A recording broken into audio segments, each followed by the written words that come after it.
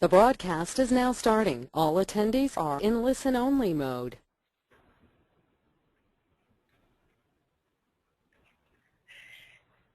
Good morning, everybody, and good afternoon to folks on the East Coast. My name is Sarah Truhaft. I'm Deputy Director at PolicyLink, and you are now participating in the webinar, Boost Your Campaigns with the Economic Case for Equity.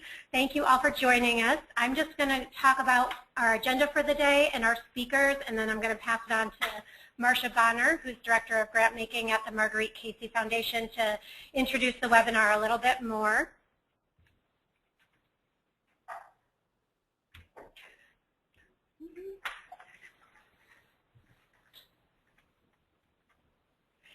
So today we're going to be talking about the narrative about the economic case for equity, that equity is the superior growth model narrative. Then we're going to talk about how people are using this narrative in their campaigns to drive policy action.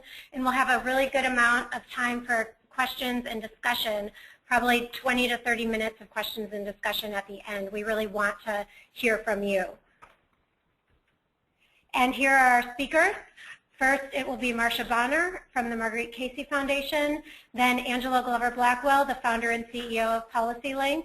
We'll talk about the framing. Jennifer Tran from PolicyLink will talk about how people are using this framing in community action campaigns. And there's me, I'm your moderator. I'm going to turn it over to Marcia Bonner now. Good morning and good afternoon for those of you on the East Coast. Again, I'm Marcia Bonner. I'm the Director of Grant Making and Evaluation at the Marguerite Casey Foundation, and so I'd just like to say hello to all of our grantees who are participating today. We've done several of these sort of like resources to help the work locally for our grantees. In the fall, we had a Facebook chat with representatives from the White House on the Affordable Care Act, so we're delighted to be able to host this webinar with PolicyLink, who's one of our national grantees. And for those of you who don't know, PolicyLink is a national research and action institute that advances economic and social equity by lifting up what works. They have a very unique approach. Their work is grounded in the belief that policy must be informed by wisdom, voice, and experience of the low-income communities and communities of color who are closest to the nation's challenges and who are developing solutions to them. So they speak directly to the work that Marguerite Casey Foundation grantees are doing locally. They work with local and national partners to scale up these solutions through policy and work on many of the policy arenas in the Equal Voices platform that you're all working on, including jobs and workforce training, transportation, access to healthy food, affordable housing, and education. They also bring together equity advocates working across the country every 3 years at their equity summits to exchange strategies and ideas. And the reasoning behind this webinar is that the Foundation invited PolicyLink to host this for you because we think they have very useful ideas, research, and data that you can use in your campaigns. For the past few years, PolicyLink has been working to change the conversation about equity and advance the idea that we cannot have a strong economy unless we reduce inequality and ensure that everyone can participate and prosper, especially in the context of demographic shifts.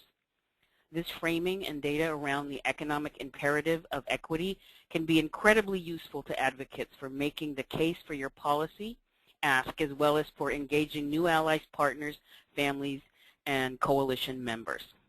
And now I'd like to introduce Angela Glover-Blackwell, who's the founder and CEO of PolicyLink, who will explain a lot more about this approach. Thank you.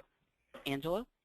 Hello, and thank you so much, Marcia, and welcome everybody to this, what I think is a really important discussion that helps us all to think about how to be more effective in our work. Those of us who have worked for years to improve the quality of life in low-income communities, to expand opportunity, to get rid of inequality, and to promote equity, I think have an amazing opportunity to pull all of our work together and attach it to national imperatives, which gives it a broader base of support, it makes it more compelling, and it actually gives us a framework from which to say there is no other way to go at this moment. And Marcia said it right. The big frame is that as the nation changes and people of color become the majority in the nation, We cannot continue to leave people behind who are of color and low income. And when we address those problems, we make the nation stronger. Equity is the superior growth model. We think that in order to frame that, we need to have just a series of arguments that we're always using as a frame for the particular thing that we're working on. I'm going to go through each one, but I want to tell you what the elements are of that frame. The face of America is changing. Diversity is increasing everywhere. The future is now. We know how to get ready for that future. Equity will make the economy stronger, and equitable growth is indeed possible. Let's start with the first. The face of America is changing. We are quickly becoming a nation in which the majority by 2042 will be people of color. People of color are already 37% of the population. And you can see that the nation is rapidly becoming a place where people of color are the majority, or nearly the majority. By 2043, people of color will be the majority in this nation. If you look at the slide, America will be a majority people of color nation by 2043.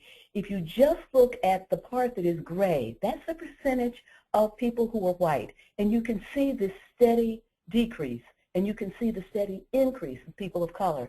You can see that Latinos actually represent the largest group, that African Americans have remained steady, but when you look at remaining steady as a percentage and the general population of the nation is growing, it is clear that the numbers are growing. But what we often don't recognize is that diversity is everywhere. People are too quick to say, oh, well, that's just true in Los Angeles, or that's just true in Chicago. Oh, no, it's everywhere. And the slide that you're looking at shows that every place in the country by 2040 will experience this growth.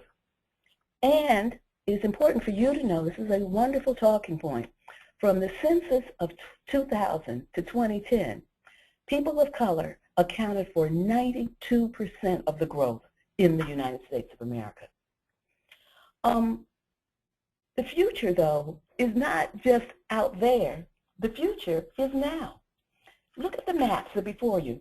One on the left looks at the current population, 2010 census, 0 to 4. What is so interesting is when you look at the shaded areas, that looks almost identical, if not identical, to the map 2042. The children who are in 0 to 4 today represent the future. They represent the future, but the future is now. The children are already with us.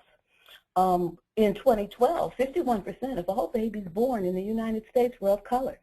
In 2013, children 0 to 5 became the majority of children in the country in that age group.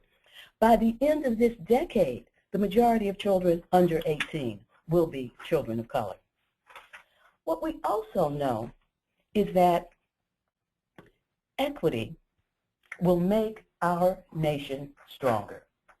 When we think about the issues of equity, we know that we are at a point where skills account for everything. That the skills that you need in order to be competitive in this environment require at least a high school diploma. They really require an associate's degree. And in many cases, you need to have college or beyond to be able to demand the kind of salaries that we know families need to go forward. But let's just look at an associate's degree. By the year 2020, 47% of the jobs will require at least an associate's degree. That's 2 years of community college, 2 years of a skills training program.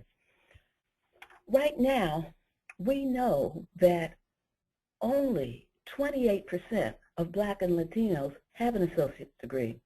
Only 15% of Latino immigrants, 24% of Native Americans and Alaskan Natives. And so we can see that we have to really step up in order to get to the point where we can have a population that is prepared for the jobs of the future. We're not ready. If you think about education in terms of K-12, if you look at health disparities, looking at issues like obesity, if you think about the kinds of things in terms of having wealth beyond income, in each one of those areas you will see a huge gap. Clearly it's a problem for the people who are being left behind.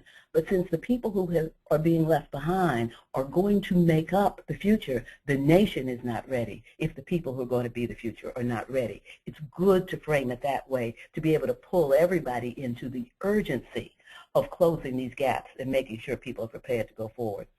There's some people who think that the whole issue of equity has very little to do with the economy. As a matter of fact, there are many economists over the years who have said that inequality actually fuels growth. A notion, hard for me to believe this could have been accepted wisdom, but there was a notion that the more inequality you had, the more pressure people felt to work harder, the more they're going to contribute, and the more the economy will grow. Well, thank goodness, economists are now letting go of that idea, and many famous, respected economists now know that inequality is bad for growth. People like Nobel Prize winning economist Joe Stiglitz, people like the White House economist Alan Kruger, people like the former Labor Secretary Robert Reich, all have come to this conclusion that inequality is bad for growth. As a matter of fact, the International Monetary Fund did a study of 100 countries and found that a 10% decrease in the country's inequality led to a 50% lengthening in the period of growth. Manuel Pasteur and his colleagues have done something similar in the United States, looking at 100 regions around the country, and found basically the same thing. So we know that inequality is bad for growth. What we need to also emphasize is that equity actually brings economic benefits. PolicyLink and the Center for American Progress did a book, which I'm sure you all are quite familiar with, called All in Nation. And in that book, we were able to demonstrate that if we reduce racial gaps in income, if we had done that in 2011, the GDP would have been $1.2 trillion higher. That indicates that the wealth of the nation would substantially increase if we would move forward with an equity agenda. We also know that diversity is good for growth. Equity is good for growth, and diversity is good for growth. The very people who are being left behind are people who bring incredible assets to growth and development.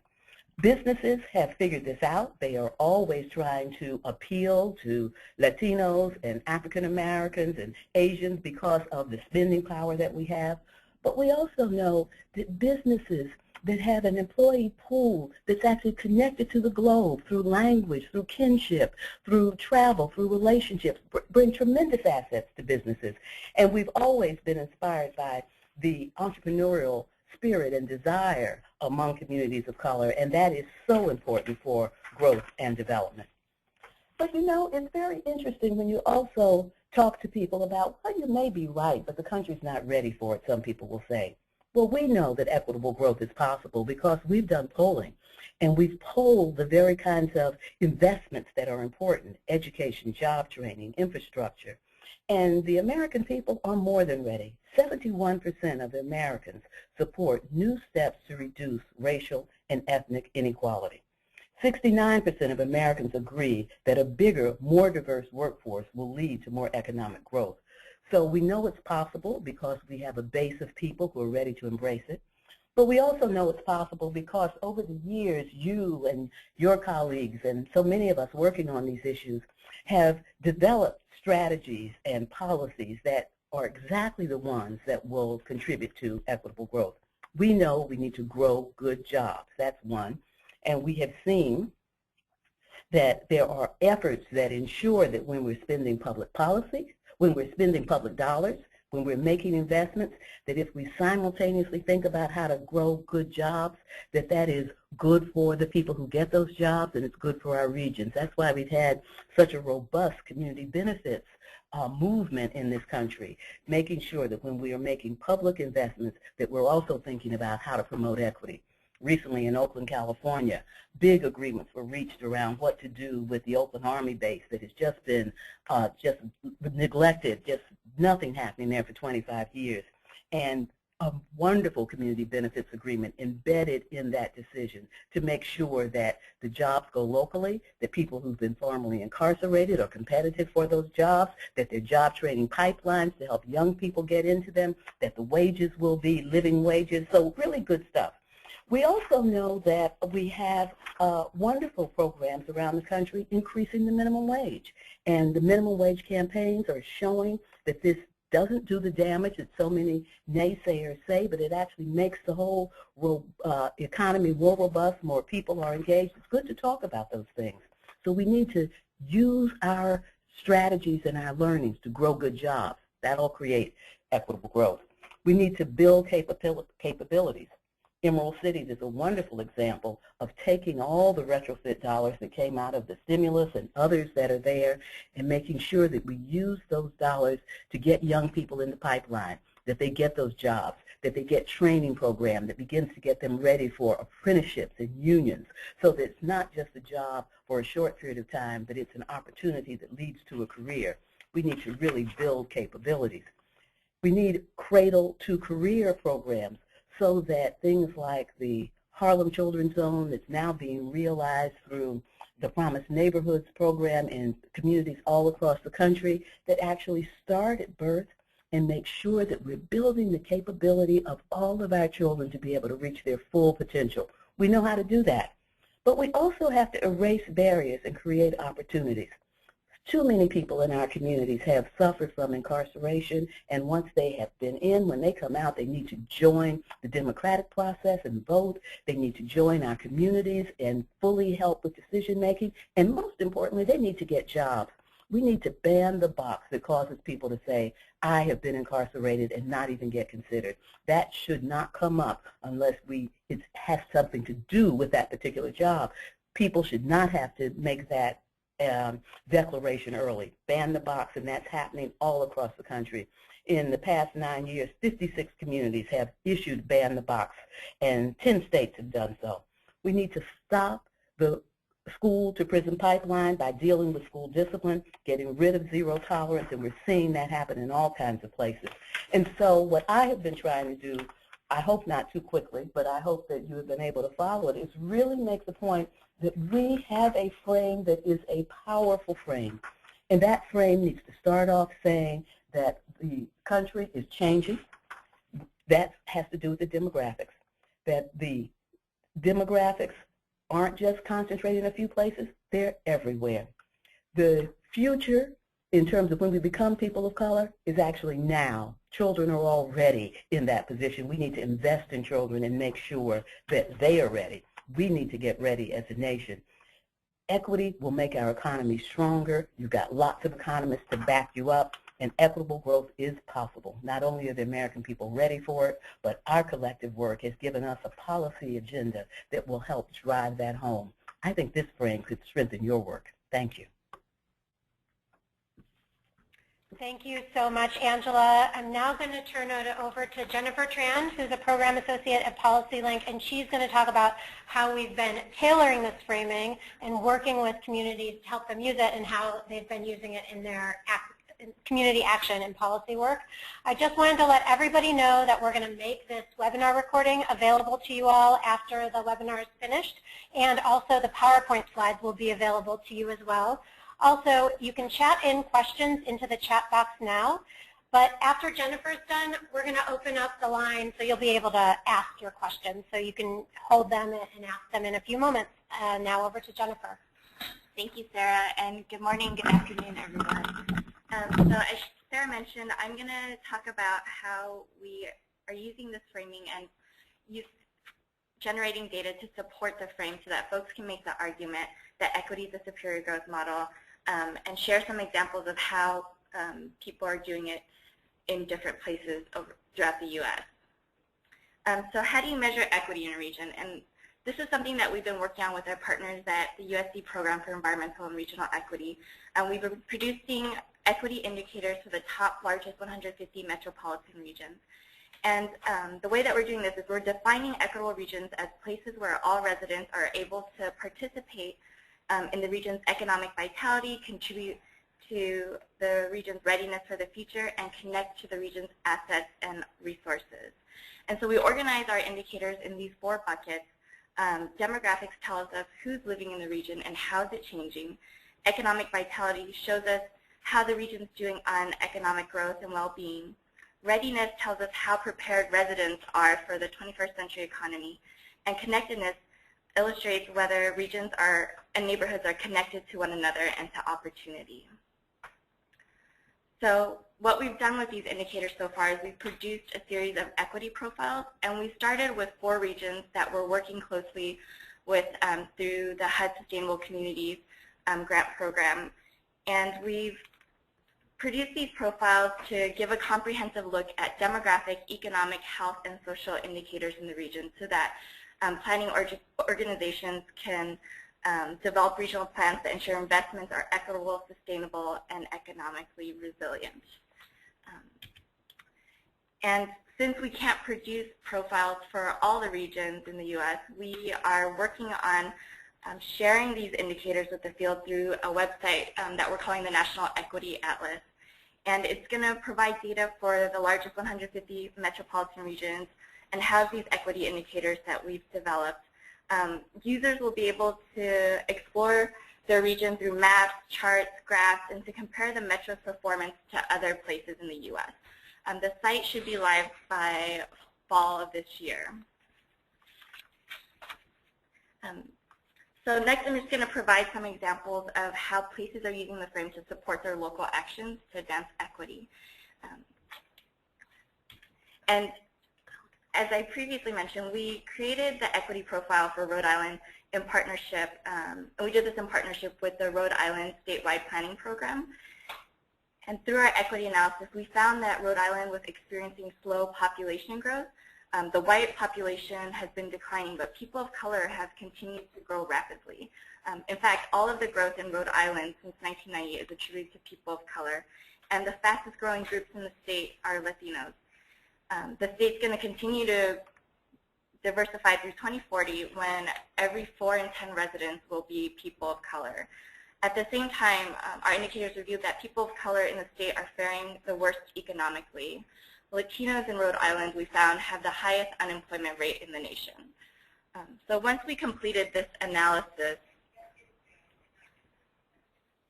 our partners shared it with the governor's office, and it actually inspired the governor to enact an executive order on diversity to increase government job and contracting opportunities for people of color. They found that while people of color represent 24% of the population, there are only 15% of the state government employees. And since the state government is Rhode Island's largest employer with nearly 15,000 employees, the governor saw this as an opportunity to use state hiring and contracting policies to provide opportunities for communities in the state that needed it the most. Our next example comes from the Twin Cities in Minnesota, and we've seen this framing gain a lot of traction in different arenas in the state. Minnesota is a really unique place because on the surface it has a really strong economy, it ranks really high in educational attainment, health, and overall prosperity, yet people of color rank among the worst nationally. So in many cases, people of color in Minnesota are doing worse than their counterparts elsewhere in the country, despite all of this prosperity in the state. So in 2011, when PolicyLink hosted the National Equity Summit in Detroit and first introduced the framing, the Twin Cities region was in attendance as a delegation of over 170 local leaders.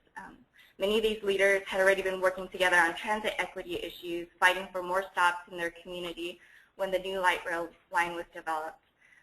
They were inspired by the framing at the summit, went home, and formed a regional equity network called Equity Now Twin Cities. It includes nonprofits, public sector, and philanthropic partners working to advance equity in the region through transportation, planning, policy, and policy issues. In the regional planning arena, we've also seen leadership of the Met Council, the region's policy planning and service agency, really embrace the framework. Their chair, Susan Haig, often speaks about the importance of equity in the region's economic growth. And what you see is a quote from her recent State of the Region remarks where she says, investing in equity and opportunity is investing in regional growth.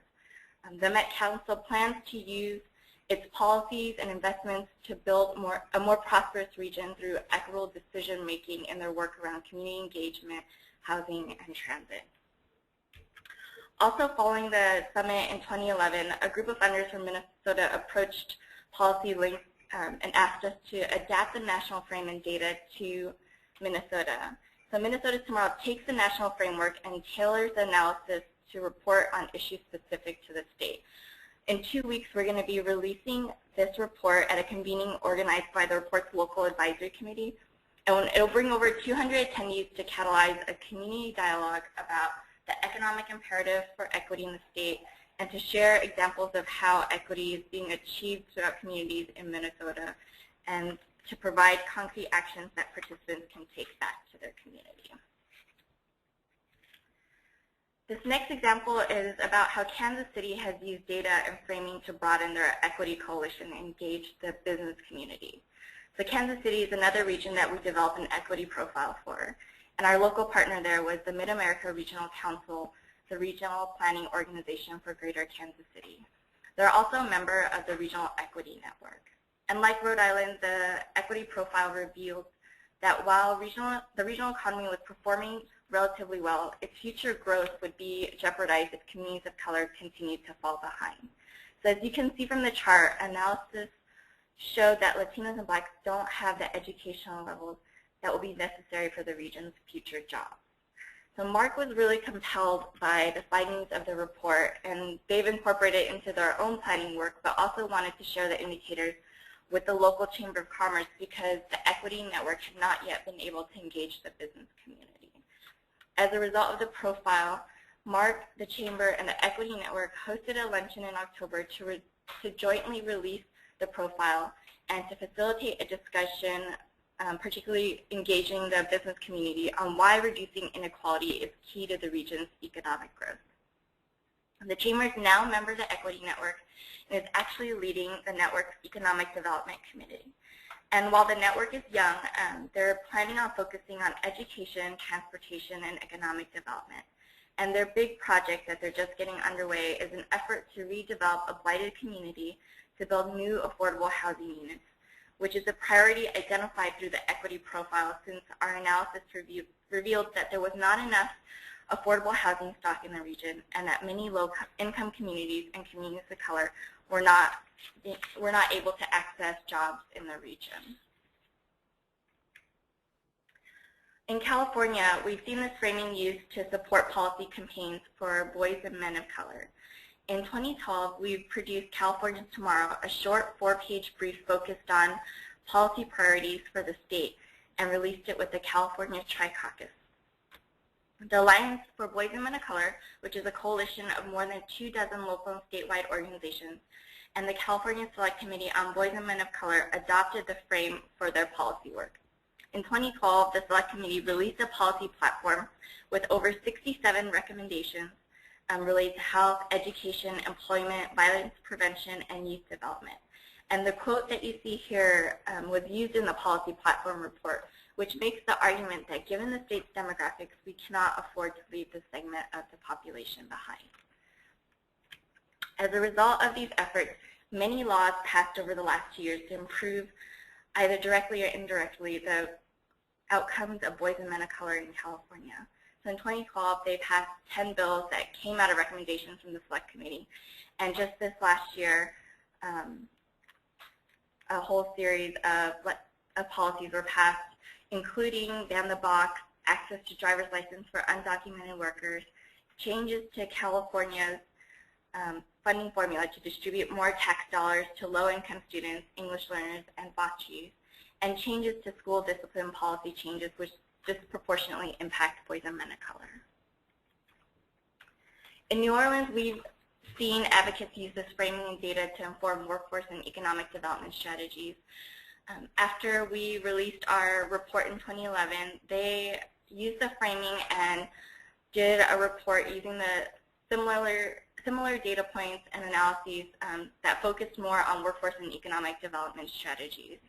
And so through that analysis, they identified that they wanted to explore the unemployed population and found that 52% of Black men under age 25 were not working. And so this analysis really galvanized action to figure out how to connect this segment of the population to jobs. As a result, they're pursuing 2 different strategies. There's going to be a corridor revitalization, and which will include 2 hospitals, and they want to use that as a local hiring opportunity.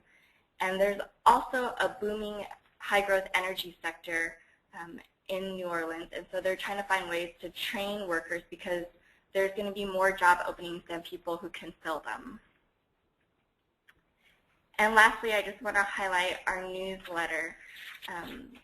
It's a bi-weekly publication that highlights campaigns, leaders, policies, reports, and local models advancing equitable growth strategies.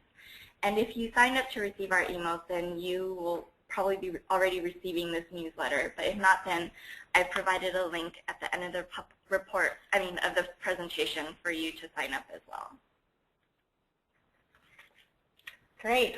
Thank you so much, Jennifer. And we will also, before we make this PowerPoint available to you, we're going to add in some links to the reports that Jennifer mentioned, the equity profiles. We also have the policy agenda that Angela mentioned. We have a report about the policy agenda. So we're going to send you a slightly updated version that has a list of those resources so that they're easily accessible to you.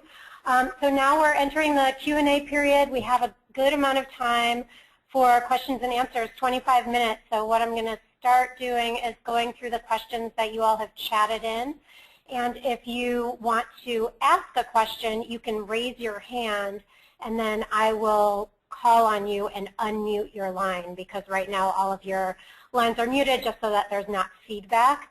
And so we're going to start out with some of the chatted questions. So I think the first question is about do we get pushback? So Jenny Rempel, thank you for your question. When Angela or others present the case for equity as a superior growth model, which of the talking points receives the most pushback from various audiences, and how do PolicyLink staff respond to that pushback?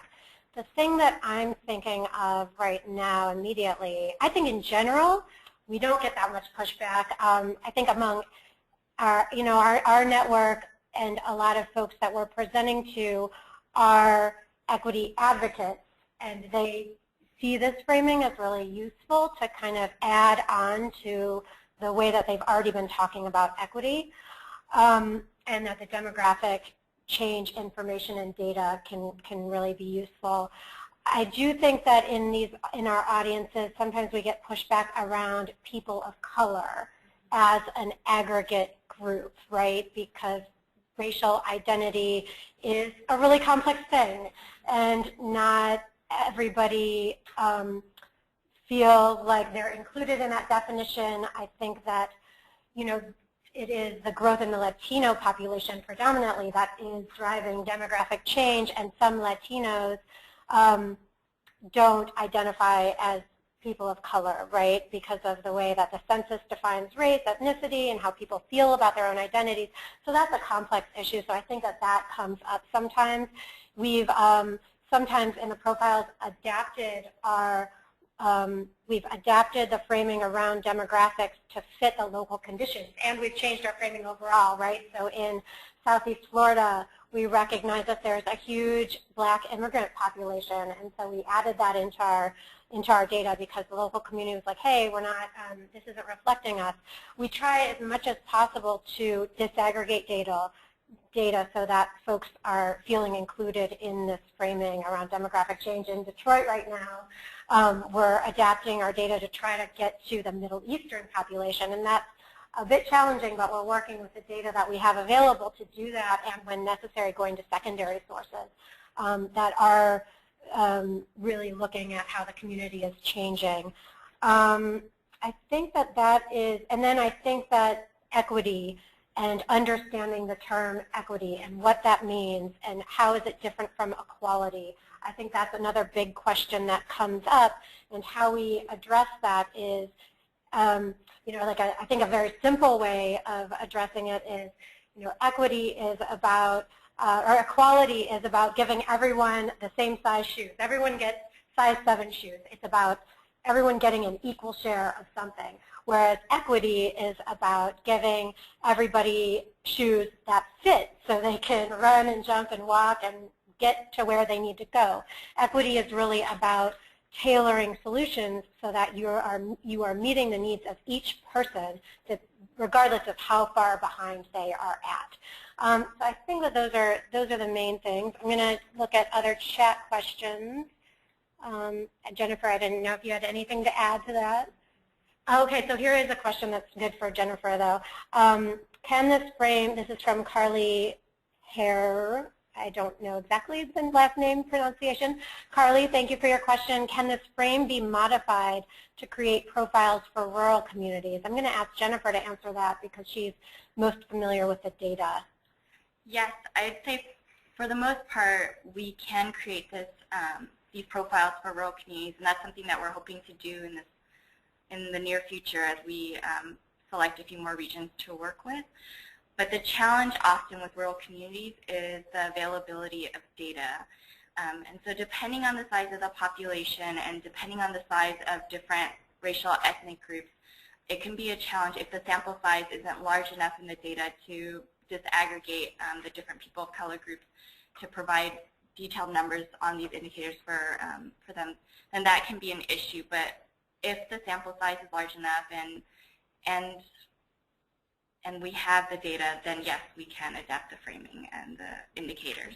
And I'd add that when we are able to make the National Equity Atlas website available to everybody around fall, or hopefully earlier, it will have data on states. So you could use the data at the state level. And I would just add in that the demographic change issue is very prominent and occurring in rural communities as well. In the Minnesota's Tomorrow report that we're going to release in a couple weeks, it shows that. I think you see it especially around rural industries like agricultural processing, food processing industries that are really drawing a new type of workforce to areas that are predominantly Latino. And in rural communities, it's oftentimes, or more smaller communities, you see this dynamic where they are losing population, but it's actually these new immigrant communities and communities of color that are changing that dynamic so that communities are either losing less population or they're growing because these communities of color are growing. And you see that you'll hear people talk about if they have commercial strips and commercial areas and businesses, that there's a lot of entrepreneurship among these communities, and so they're really breathing new life into these communities. I see that somebody has their hand up. Linda Cohen, I am going to unmute you once I figure. Okay, Linda, hopefully you're ready to ask your question. I'm going to unmute you now. Linda, are you on the line? I am, but I did not raise my hand. Oh, okay. Do you have a question? No, not at this point. Okay, great. I'm just getting used to this new functionality with the hand raising. It does, okay. I don't know why it showed that you did. Okay, Betty, so how do I mute all? Right. Muted.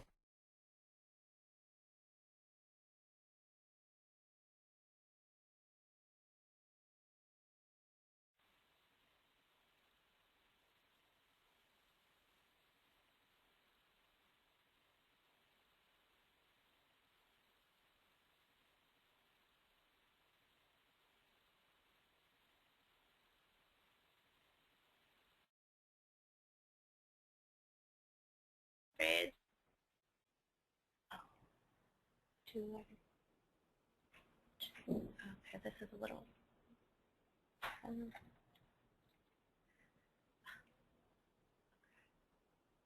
Okay, I don't see. Okay, that's not working right now. I'm just going to check for other questions. Okay. Okay, so another question in the chat box. Has the frame been used to address health inequalities and disparities? This is a question from Mauricio Roman. I would say Yes, definitely. So PolicyLink has a Center for Health Equity and Place that's led by Mildred Thompson. There are others on that team.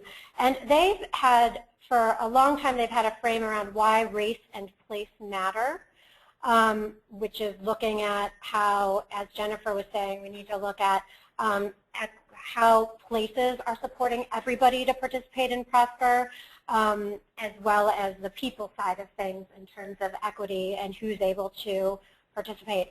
And so our health equity team has been integrating the demographic change and economic imperative of equity into their work around health disparities, looking at, for example, we have a lot of work around access to healthy food, and that work is both about how do you deal with the food deserts issue, you know, that folks are living in low-income communities of color and they don't have access to grocery stores, or the corner stores in their communities don't have any fresh fruits and vegetables or healthy foods available.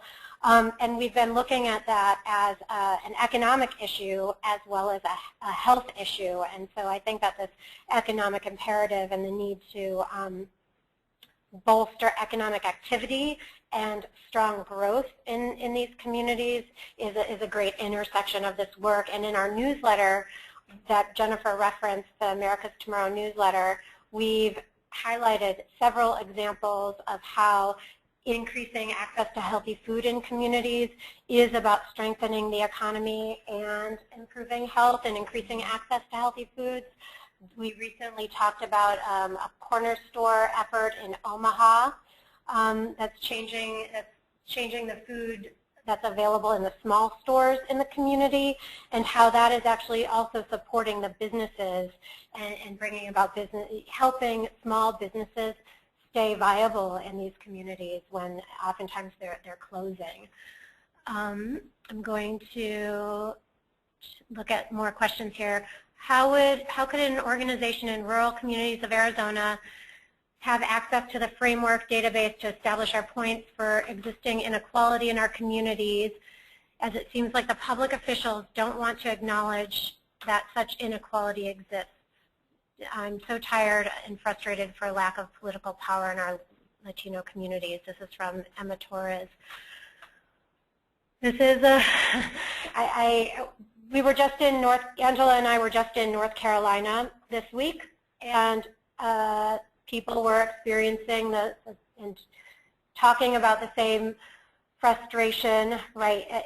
You all, I don't know if anybody on the line is in North Carolina, but you might know or have heard of the Moral Mondays movement that's happening there, led by Reverend Ben Barber. And you know, they recently, up until 2 years ago, at the state level, the policy, they had very more progressive policy than in other areas in the South, and that's completely flipped because of redistricting and who's in power now. And now they have a lot of really terrible policies when it comes to low-income people and people of color. So I think that, Emma, you're hitting on an issue that a lot of folks are facing, and I think that your question about the lack of political power is huge. When we talk about our policy agenda, you have to look at democratic participation and who is able to participate in political decision making to get the policy changes that we want to see. So I think that these issues of democracy and building a strong economy are completely interrelated, and efforts like Southwest Voters Program, I think, which is in I think they're working in Arizona. They're definitely in California, and other efforts to really boost civic participation. I know a lot of the Marguerite Casey Foundation grantees, I know a lot of you all are working on that, and I think that's integral to moving this agenda forward in general. Okay, is there a policy that supports ladies and girls of colors, like you all have the California Boys and Men of Color? This is from Betty Petty, thank you.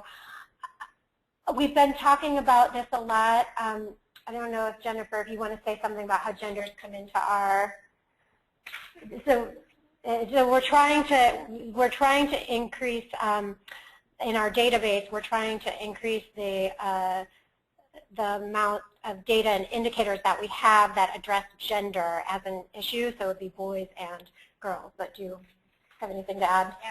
So we got feedback from some of our partners as we were producing the profile from Rhode Island, and they felt it was a critical issue to disaggregate the data by gender, and so that's something that we've been trying to do more of because we are finding significant differences between men and women, particularly in employment and wage indicators, and so that's something that we're trying to do more of, and we're mindful that it is also a gender issue in addition to race and ethnicity and nativity. I would just to add to that, I know that there is an emerging effort that the White House and the Center for American Progress are working on that is around, they're framing it as working families, but it is to look at issues like paid leave and sick leave, paid leave and wages for working families, and they're trying to define it in a way that really gets to low-income working mothers and not just working mothers who are in, you know, high-power corporate jobs who need workplace flexibility. Also important, but as you know from our work and the work you're doing, it is really the low-wage working mothers that have, you know, the most to juggle in terms of supporting their families. And so we think that that is really important. Angela, and we can include, I think that we can include this resource in the list that we send out. There's a recent Shriver Center report all about women in the workplace out by the Maria Shriver and the Center for American Progress. And Angela contributed a chapter that is all about this topic of low-income women and looking at demographic change and women of color and how they how we need policies that can address their needs. So I think that that's really a good resource for your question. It looks like we're not able to take questions from hands being raised. Is that correct? So we're just going to go through the chat questions and continue here. Thank you. Oh, okay, thank you. So there's a question from Shauna Sunrise. Thank you, Shauna, for your question. How would the framework serve both Native American reservations and urban communities across the country? I'm actually going to ask Jennifer to address this since she's been working on it a little bit from the data side. So this is another issue that comes up often, and so the way that we've been addressing is we've been disaggregating data for Native American communities as we do these analyses and work on these profiles. And most recently, I'd say this issue came up in Minnesota, where there's a sizable Native American population. And so there it was most critical that I think we were able to show how Native Americans were doing in the state and to highlight the issues that were most relevant to them, because the strategies that are going to be necessary for advancing this frame are going to be different for every group. So for Native Americans, we were finding that their challenges were different than the African American community and the Latino community. And so the data really helped to support that. And I wanted to highlight a couple of the examples that we've recently included in our newsletter too around Native American communities. So there was an article about the First Peoples Fund and how they're supporting Native American artists to support their work and so they can earn income for their art as an economic development strategy. And there was also a recent article about an interesting effort in, I think it's South Dakota, the Tonka Bars effort, which was all about, on the Native American reservation, they are taking recipes to create power bars that use buffalo meat. And so it's a very successful entrepreneurial effort that is really spurring economic development that is building assets and wealth of the community, as opposed to some other types of economic development strategies that sometimes the wealth goes outside of the community. And so they're trying to develop a co-op, an employer-owned co-op as well. So that was a really good example of equitable growth, I think. A question about has the frame been used from Marilyn Wynn, thank you. Has the frame been used in breaking barriers to employment for formerly incarcerated individuals?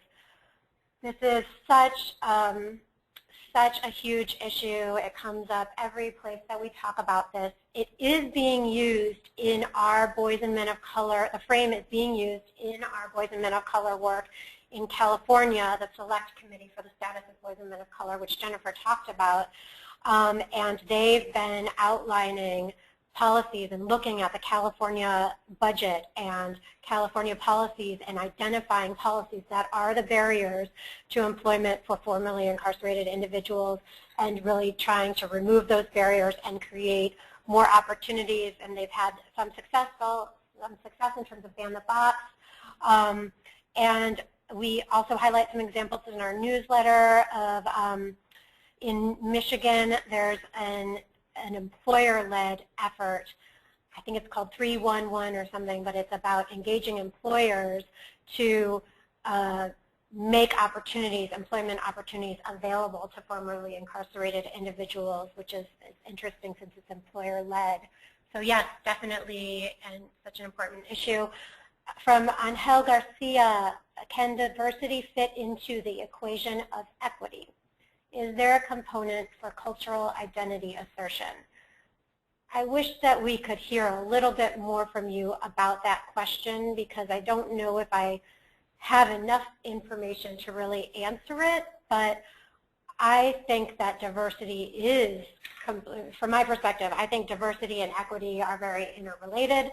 When we talk about equity, we're really talking about how can we create policies, strategies, that reach everyone, acknowledging the power and beauty of diversity. And so I think that equity is an approach that I think embraces diversity and really tries to reach that and create tailored solutions that reach everybody. I don't know if I'm answering your question, though, so I'm sorry, we can't have more of a conversation, so let's try to follow up, please. The last question chatted into the chat box is from Kate down the road at Casa Justa Just Cause. Hi, Kate.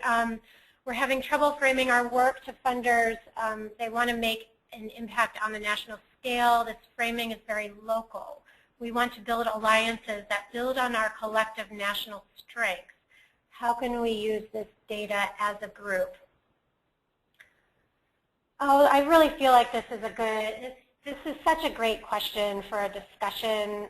I don't know if I can really do it justice here. We just have a few minutes left, but I would just say that, I mean, Kate, let's have a conversation. Let's schedule a phone call to talk about this. But we are, in terms of how we see this, we do see this as a broad framing, not a local framing, right? So these issues, you know, demographic change, as Angela presented the data at the beginning of the webinar, this is happening everywhere. This is impacting all communities. The important part that we're trying to do is understand it's happening differently in all communities, so it is important to be able to tailor the framing, and folks always say we need the local data, but this is the national story. By 2043, we will be a majority people of color nation.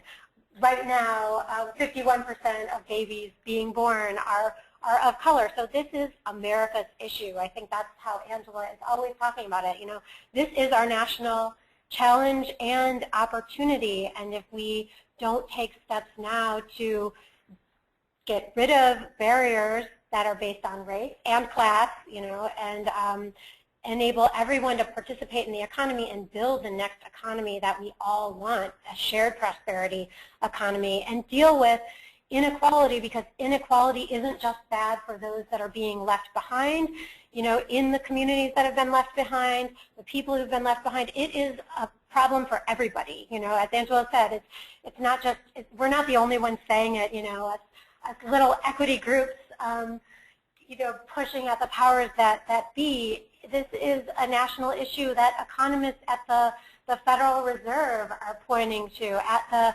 OECD, the Organization for Economic Cooperation and Development. They're looking at this, and the IMF, International Monetary Fund, they're looking at this across countries, so it's not even it's not even a national issue, it's a global issue, that inequality is happening everywhere, and it's bad for countries' growth and prosperity, and it's bad for equity. So there is one more question before we close, it looks like. So Shauna, another from Shauna Sunrise, there's a huge conference next week by the National Center for American Indian Enterprises Development in Las Vegas. So folks, we can send this out again in the email just because I think it's something she wants everybody to know about. If anyone's interested, go to www.ncaled.org. Shauna is attending on behalf of Americans for Indian Opportunity. AIO.org for more information on their project and Indigenous Leadership Building. So thank you very much for that information. We are at 10:59 here in Oakland. Thank you all for joining and for your questions, and I hope that we can have more conversations. Also, we are going to, as we close, you will see a quick survey, and we're going to ask you some questions about how this framing can help you, what PolicyLink can do, what resources we can provide to help you use this framing in your work, and please give us feedback. We are constantly adapting this framing and trying to think of new ways that we can provide advocates like you with this information. So thank you so much. Have a terrific day, and please let us know if you have any questions.